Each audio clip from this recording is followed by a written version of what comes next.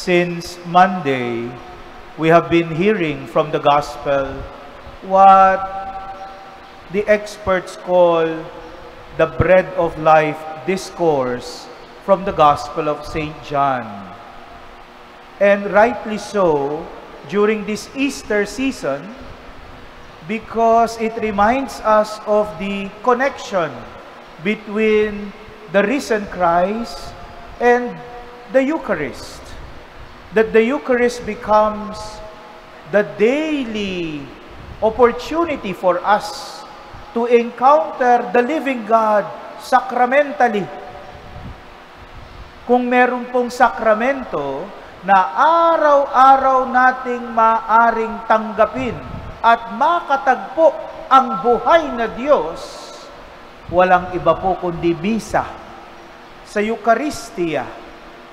Because the Eucharist, the power of the Eucharist, the meaning of the Eucharist, the depth of the Eucharist, the fruits of the Eucharist, they are all rooted in the truth that our God is alive and He is at work.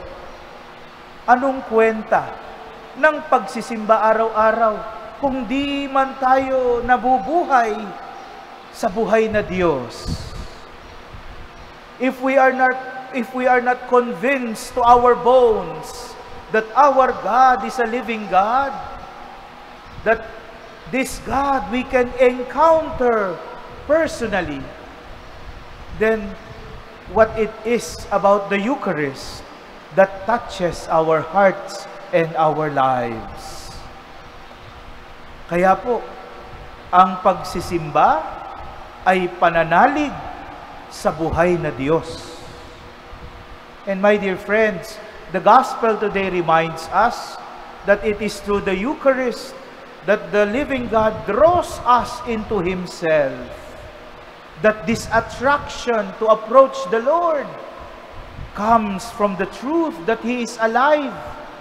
Kaya nga may mga nagsasabi, Father, pag hindi ako nakapagsimba, parang may kulang. Pag hindi ako nakapagkomunyon, para akong nanghihina. Because it is the living God who draws us to encounter Him. But my dear friends, encountering the Lord in the Eucharist is not only about communion or receiving the bread of life. The Gospel today also tells us that we receive Him when we listen to Him. Yan po ang sabi sa Ebanghelyo. Everyone who listens to my Father learns from Him that I come from Him. Kaya nga po merong nagsabi that in the Holy Mass, we receive Jesus twice. In Holy Communion, yes. And in listening to the Word of God.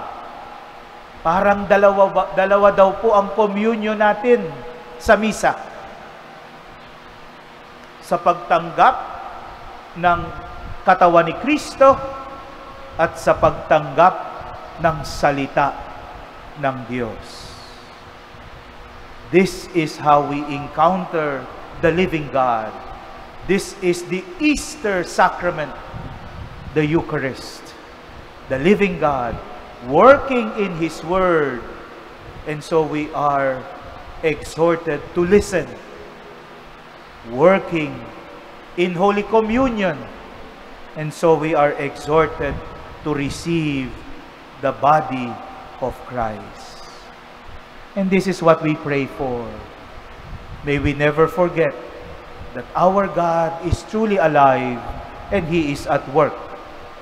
May the Eucharist always be a celebration of our God who is truly alive.